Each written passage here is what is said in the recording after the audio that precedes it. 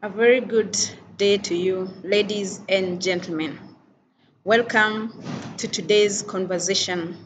I really appreciate that you always finding time to listen into these very important conversations.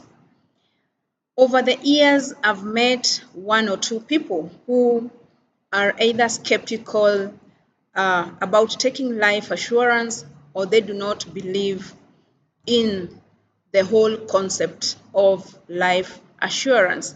But I believe if you found time to look at the previous video, you've asked yourself or you found a situation that could make you identify if you're a candidate for a life cover.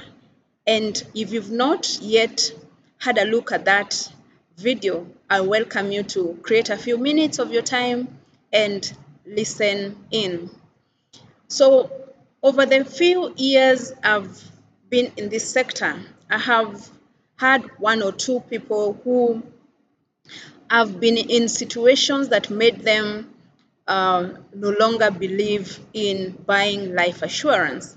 And this is understandable because everyone wants to feel protected, everyone wants to feel that even on your demise and when you're not there, your family will receive what is rightfully theirs. So today, I will be sharing tips of how you can ensure that you take the right solution for your family, and at the end of it all, the proceeds will reach the intended persons. So the first thing that you need to do is that you need to seek for the right service provider.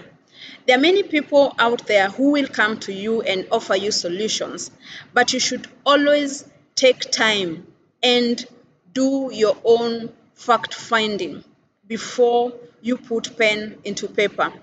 So the insurance industry is regulated by the IRA. IRA is Insurance Regulatory Authority, and this is the body that ensures that the consumer is protected, that the behaviors of the insurance companies are aligned to what is expected. So in case you are purchasing a life cover and you have a doubt or want to clarify something, it's one of the places you can seek information from. You can either call IRA or go into their website and seek for further information. Just as I said when we were investing, we're talking about investment, do not invest in the dark. And similarly, do not take your life cover in the dark. Understand how this insurance company you're purchasing the life cover from works. Do they pay claims? What kind of a company is it? Number two, you need to get a contract document. The contract document highlights everything, the entire scope of that cover. What is the sum amount? What is the sum assured that you've taken for your family? Who are the beneficiaries of that particular cover? So all these things are highlighted in the scope of that contract document. So it's important that you ask for that. So in as much as it could be a soft copy of the document, it's important that you request for that from the service provider. The other thing that the contract document highlights is who are the beneficiaries. It's clearly highlighted that this beneficiary will get 50%, this other one will get 40%, this other one will get 10%, that those things are clear. It also highlights the frequency of the premium payment. Are you supposed to be paying monthly, quarterly, yearly, or yearly? And all these things have an implication on your cover. Also understand reinstatement of this particular plan that you've purchased. If, for instance, you've fallen behind payment of premiums, how can you reactivate? Because the moment you don't pay your premiums, your cover goes into what is called a lapsed state. A lapsed state is that state when your cover has no benefits because you've not paid for the premiums. So you need to find out, in such an event, how can you reinstate or bring your policy back to life and continue enjoying the benefits. So what happens is that go through the document, read the contract document, ask questions, sit down with your service provider and ask questions, get clarity before you even get deeper into that relationship.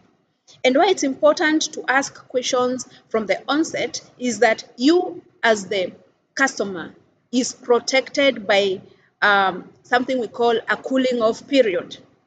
A cooling off period is a period that is within 1 month from the date when you receive your contract document. You have the right to cancel your policy.